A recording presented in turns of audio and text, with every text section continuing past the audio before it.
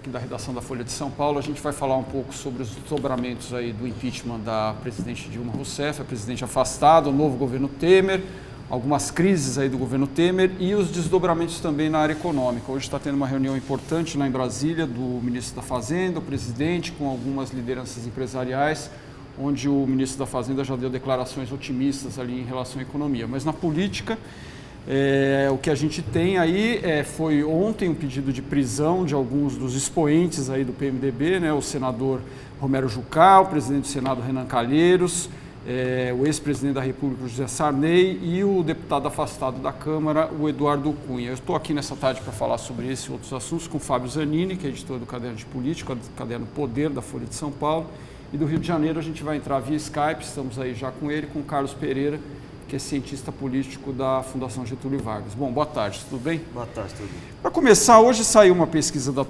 desculpe, não é uma pesquisa da Datafolha, é uma pesquisa da CNT, Confederação Nacional de Transportes, mostrando ali uma primeira pesquisa que o governo do presidente interino Michel Temer teria uma aprovação aí semelhante ao que tinha a presidente afastada Dilma Rousseff, 55%.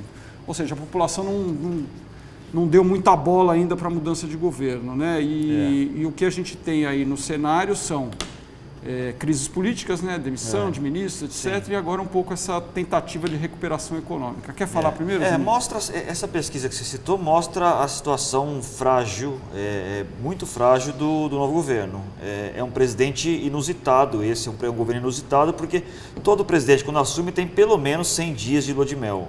E o Temer não teve isso, nem 100 horas, talvez tenha tido de lua de mel. Ele já começa com a popularidade próxima ao chão, como a sua antecessora, a presidente afastada Dilma Rousseff, e ele ainda é um presidente visto com muita desconfiança. O fato é que esse primeiro mês de governo dele, que se completa no domingo, né, dia 12 de junho, domingo, completa um mês esse governo Temer, foi apenas uma usina de más notícias, né? Uma usina de atrapalhadas, de gafes, de desgaste, sobretudo com ministros que vão sendo trocados, com recuos em declarações, e agora culminando com um pedido de prisão de 4 expoentes do PMDB, um deles o ex-ministro Romero Jucá.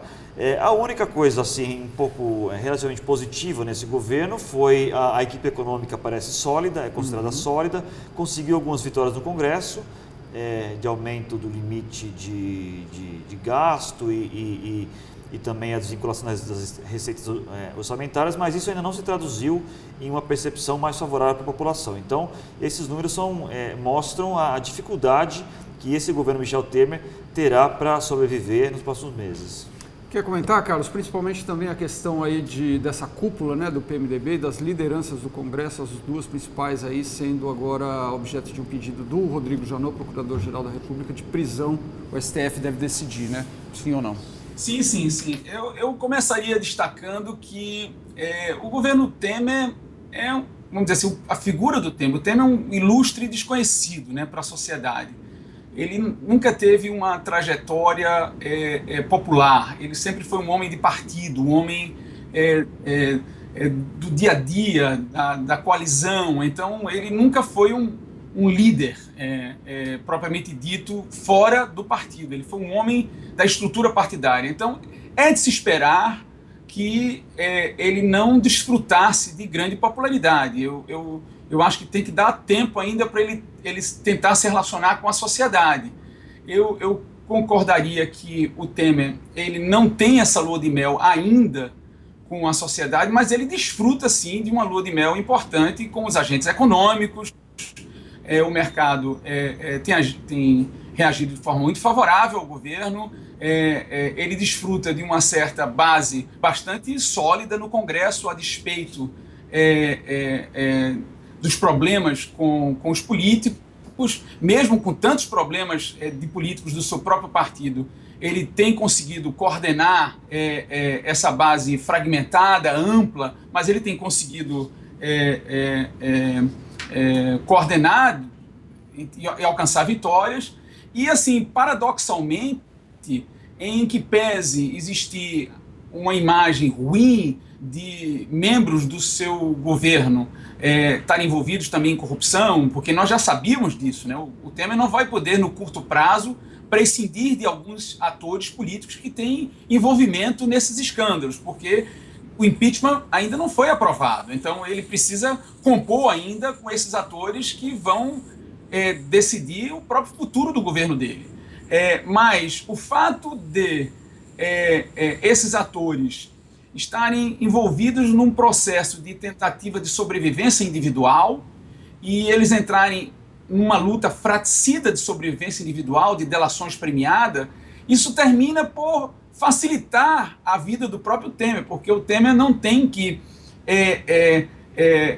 se livrar diretamente desses bad guys, né, desses caras que têm envolvimentos no escândalo, e o próprio processo de disputa individual entre eles se encarrega de fazer essa espécie de depuração. Então, nesse sentido, eu vejo, vamos dizer assim, o início do governo não tão negativo como foi descrito aí. Eu acho que tem que se esperar um pouco mais quando a população começar a perceber, por exemplo, que algumas políticas muito vinculadas ao PT, como Bolsa Família, Minha Casa Minha Vida, ProUni, essas políticas elas vão permanecer a despeito do novo governo.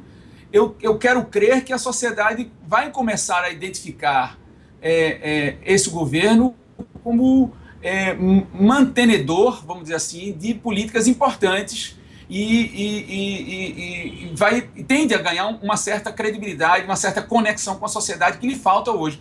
Por último, eu queria destacar só um ponto dessa pesquisa, que, embora a aprovação do Temer tenha sido baixa, tão baixa quanto a da presidente Dilma, a sua rejeição também é muito baixa, certo? Então, o que mostra que tem um potencial de crescimento muito grande, né?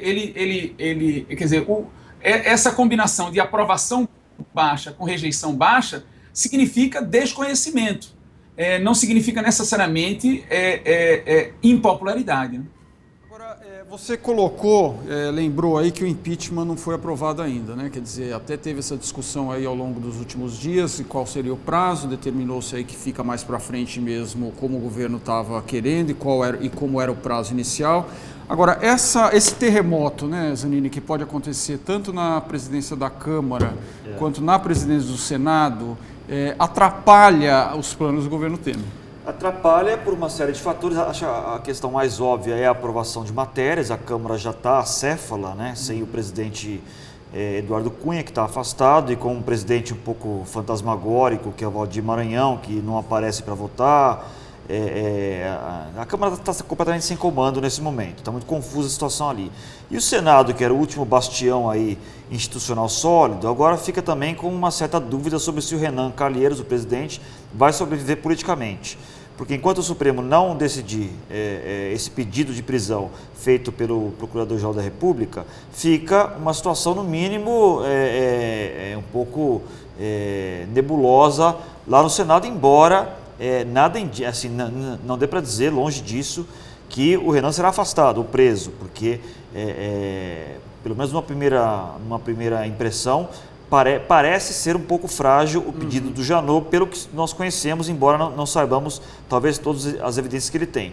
E a segunda questão colocada é a própria votação do impeachment, né, que é no Senado,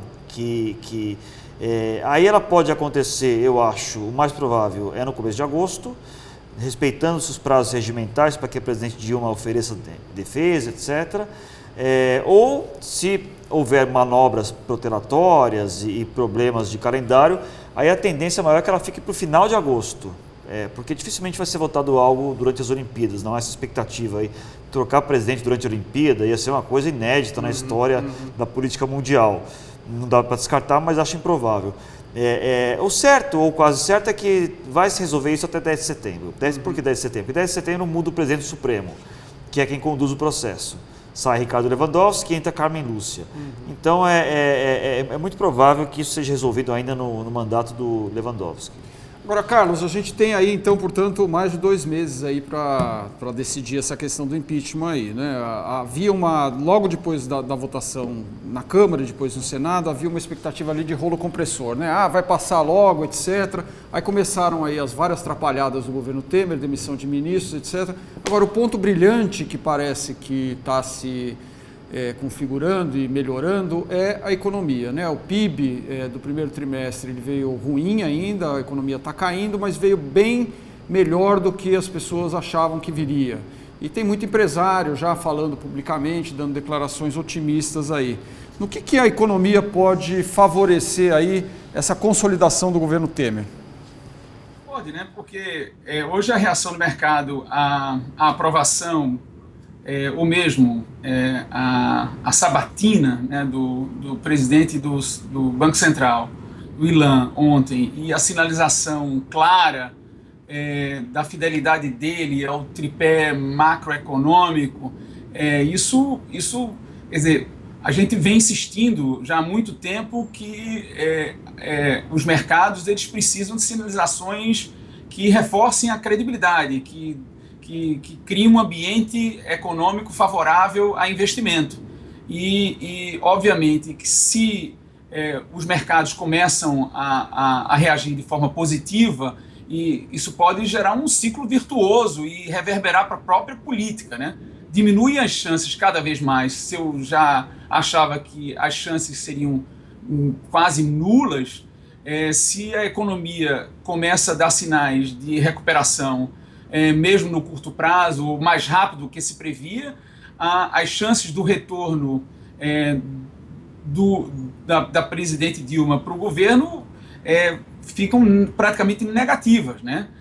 Então, por isso que eu acho que até reforça a ideia de que esse governo Temer 1, vamos dizer assim, pré-votação de impeachment, pode não ser o mesmo governo Temer 2. Podemos ter um governo Temer 2 pós-impeachment, porque ele tendo, uma vez o impeachment sendo aprovado, o horizonte temporal do governo vai se ampliar. Lógico, ao se ampliar, ele pode se sentir mais livre, vamos dizer assim, de agentes políticos que hoje, por exemplo, podem estar inflacionando o preço do apoio. Hoje, a própria Folha de São Paulo, a Mônica Bergman, se eu não me engano, ela, na coluna dela, ela destacou o fato do presidente estar se sentindo acuado com algumas das demandas de atores que vão ser relevantes na decisão do impeachment. Obviamente que quando isso passar, ele vai se sentir livre disso. E vai poder compor, vamos dizer assim, com uma base menos, vamos dizer assim, menos susceptível a trocas monetárias e de poder, e mais em relação a trocas programáticas e de uma agenda de governo, né? Então, só para responder a sua pergunta, eu acredito sim que se a economia der sinais de recuperação, ou pelo menos o próprio mercado começar a reagir de forma muito positiva essas primeiras sinalizações do governo na área econômica, isso reforça politicamente o governo e dá, vamos dizer assim, perspectiva para que o governo seja vitorioso na votação final do impeachment no Senado Federal. Último assunto aqui, o Carlos falou disso, o Zanini falou da questão do impeachment, dos prazos, etc., mas tem todo um imponderável aí, né? Existe um sujeito que está preso em Curitiba, que se chama Marcelo Odebrecht, que está preparando os termos da delação premiada. Sim. E pode vir aí bombas para todos os lados, né? Inclusive para o presidente interino Michel Temer, quando ele vier já a ser estabelecido no cargo, ele pode ter uma bola nas costas aí da Lava Jato. Como definiu bem o ex-presidente José Sarney, ao ser gravado pelo Sérgio Machado, é uma metralhadora .100, né? Ou seja, eu não entendo nada de arma militar, mas me parece que é uma metralhadora muito poderosa, essa daquelas que derruba helicóptero, né? Deve ser isso. O Marcelo Odebrecht, e na verdade não é o Marcelo Odebrecht, são 40 executivos da Odebrecht, incluindo o Marcelo Odebrecht. Mas ele que abre a porteira. Ele que abre a porteira, mas é uma grande delação ônibus, né? São 40 pessoas capitaneadas pelo Marcelo Odebrecht. Só um detalhe, mesmo que é muito difícil coordenar, esse ponto que você destacou é muito importante, porque é muito difícil coordenar 40 pessoas com discurso obviamente que vai sair alguma coisa do controle aí, né? Alguma coisa bem prejudicial. Desculpa. Não, tudo bem. É isso mesmo. São muitas pessoas delatando, muita coisa para ser delatada. E ainda não estamos nem no começo disso, né? Estamos apenas tateando essa delação da Odebrecht. Nós estamos na fase da pré-delação. Pré-delação são os temas, né? São os temas. Eu vou falar disso, vou falar dessa obra aqui, eu vou falar dessa conversa aqui, mas a partir do momento que se fecham os temas, aí começa a delação, aí começam os longos e caudalosos depoimentos que vão começar a vazar certamente aí até o final do ano. Isso, pelo fato de a Odebrecht ser muito grande e sempre ter sido uma empresa ecumênica, né? Quer dizer, a Odebrecht ela não tem uma ideologia partidária específica. A Odebrecht doava para todo mundo. Exato. E fazia negócios e negociatas com todo mundo, com o PSDB, com o PMDB, com o PT, PP e por aí vai. Então, o que pode vir nessa delação é uma grande incógnita, mas o potencial de estrago para o PT, que nesse momento já está no chão, é muito grande, e para o PMDB, que está no governo nesse momento, também.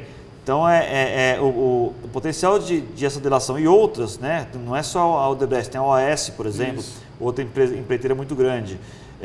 O potencial de estrago que isso pode causar para o sistema político e, em decorrência disso, para a tentativa de recuperação econômica, nesse momento é imprevisível. Quer comentar? Eu quero sim. Eu acho que o que está acontecendo no Brasil hoje tem um nome claro. Eu acho que é o fortalecimento inequívoco do Estado de Direito.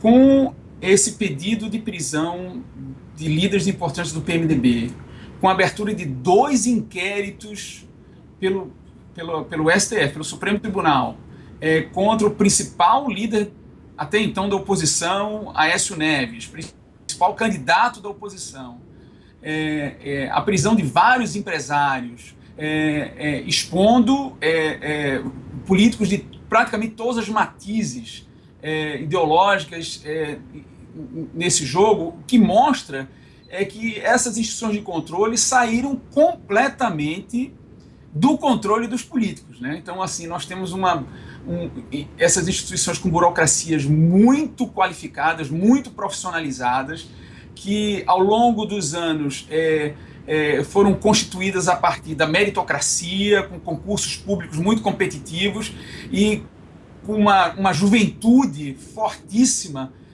em busca de um sentimento de ideologia de justiça. Então, o Brasil, em última instância, ele está mudando, está enfrentando mudanças radicais num intervalo de tempo muito curto.